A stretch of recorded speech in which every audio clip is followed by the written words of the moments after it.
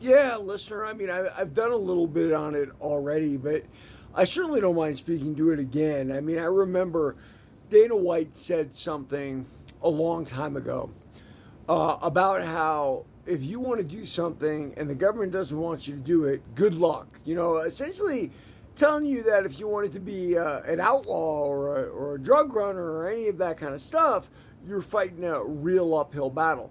And I think Dana White's career reflected that when he went in, and the first thing he did was hire away Mark Ratner. Now, you'd had to have been a boxing fan to know this, but Mark Ratner was integral to the boxing commission in Las Vegas, which was at the time the mecca of boxing for sure. Like that was it, right? So if you figure you want to make mixed martial arts legal, you want to, what do? You hire away the guy that's in charge of boxing and knows how to make things legal, and that's exactly what they did. So whenever something untoward comes up, Dana takes that same stance. And by the way, a smart stance to take, right? Who wants to fight the federal government? I think our drug runners in the Atlantic are realizing that right now as their boats blow up. But so that aside, I understand that Jason Herzog is also involved. Now, I used to train with Jason Herzog at Blackline MMA, an absolutely excellent gym. And I made this juxtaposition in another video about Quillen and not judging a book by its cover and Jason Herzog and not judging a book by its cover. I was about 45 when I was training with Jason Herzog. And I wanted to be an MMA referee. And Jason Herzog was a very handsome, very nerdy type of guy, right? Like, and the juxtaposition, like, and this goes back to what I was talking about with Dana. Why do they choose referees? They choose referees to be incorruptible, right? To give a fair accounting of what's going on, right? Which is what the government's job is supposed to be. So my organized crime background would have been dangerous for that, right? Meanwhile, Jason Herzog is this really handsome, Southern California guy who seems to be quite within the rules. Nerd is a mean word. I don't know why you'd call him a nerd. He'd take my girlfriend in 5 seconds, right? Like, that's the kind of guy Herzog was. He was a really, really good looking guy. Well, don't judge a book by its cover again. You've got Jason Herzog, who knows what's going on with him. I mean, I remember when he was a brown belt when I was at Blackline MMA. And,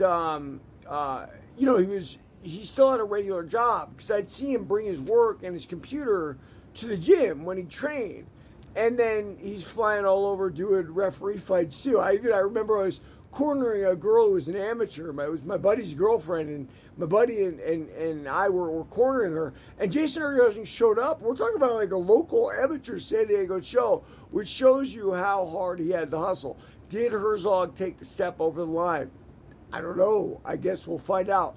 Did this fighter they're talking about, I forget his name, step across the line? Well, guys, fighters step across the line every day. That's their personality. That's why I was both a criminal and a fighter. That's why those two worlds touch each other. And I always say it's very ironic because here's the real deal. To be a successful fighter, you've got to live like a Buddhist monk, right? Like, you've got to really dedicate yourself to it. And criminals aren't dedicated to anything beyond getting wasted and sex and stuff like that. That's why they're criminals, to be able to do stuff like that. So it's two worlds that touch each other tangentially.